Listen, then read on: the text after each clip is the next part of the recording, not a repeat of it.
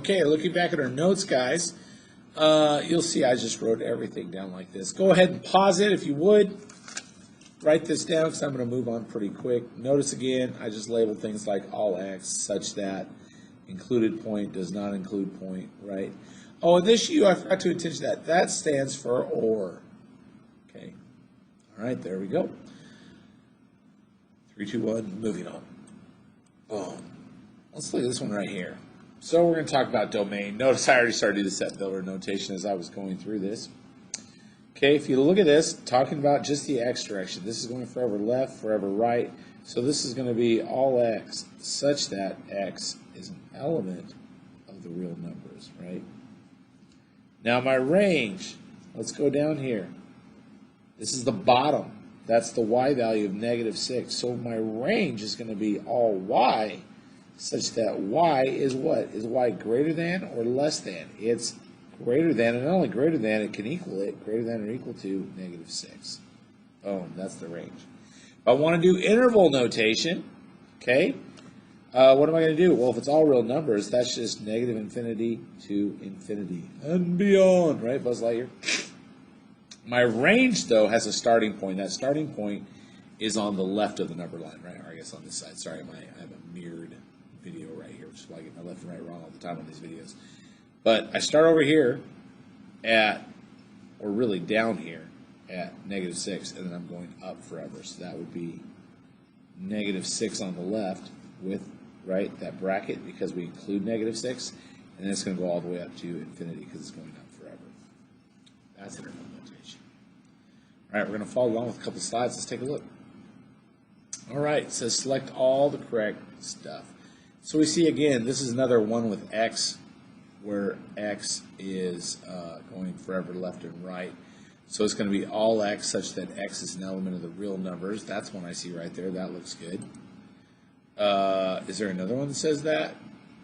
Ooh, down here, so then we got to disprove it. Okay. So then let's look in the y direction. Y is going down, right? Starting at 0 and going down forever. So that would be y is less than or equal to 0. That says y is less than or equal to 0. That says y is all numbers. That's not true. So we're going to unclick that one. Okay? Looking over here, now let's do what it says. If x is all real numbers, that should be -infinity, infinity like b. Is there another one that says that? -infinity, infinity there. That's -infinity to 0. That doesn't work. So now let's look between these two. We know that y goes from -infinity all the way to 0. So let's see, -infinity to 0, but 0 needs to be closed. That's not going to work. This goes from -infinity to 0 on the range, and it's a closed bracket. That is perfect. Let's check our answer. Boom, look at that. Okay, let's take a look at this example. And this isn't on your notes. You'll notice there's an area that says follow along slides. We're just going to follow these along. This is write the domain and range of the graph in set builder and interval notation. The domain is all real numbers. Let's see, domain would be x. For x is, it says -1 here. Let's see, go to x is -1. Oh, that'd be less than -1. Notice that it's not or equal to because it's an open dot.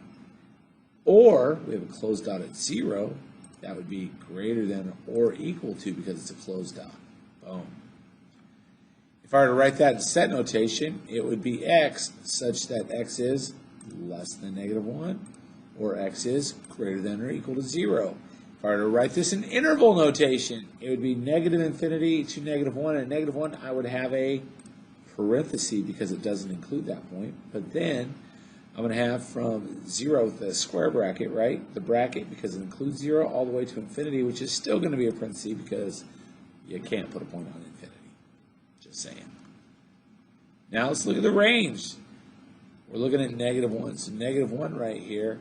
It's not going to be or equal to, and it's going to be less than. So y is less than -1. But it's going to be greater than or equal to 2 right here, right? That's 2 on the y-axis. So how do we say that? All y such that y is less than 1 and greater than or equal to 2, okay? And that's going to be -infinity to -1 again. But at 2, it includes 2. So we're going to put that bracket there, okay? And let's check our answers. Oh, we got it right. Okay, time to go back to our lesson. Let's take a look at that at the bottom. So that's following along the slides. Let's look at this one. Just keep in mind these are at -1 and 1. So what does it say for the domain? So first of all, we're going to say all x such that, right? Just get used to that. What does x need to be? It needs to be less than, and does it include that point? Absolutely it does. So x is less than or equal to -1. Or, excuse me, or, I almost messed up there. Please forgive me. Hopefully you weren't following too closely. Or, what do we have right here? X is greater than or equal to +1.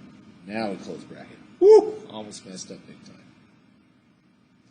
Now what's the range? The range is all y such that there's no break in the y direction.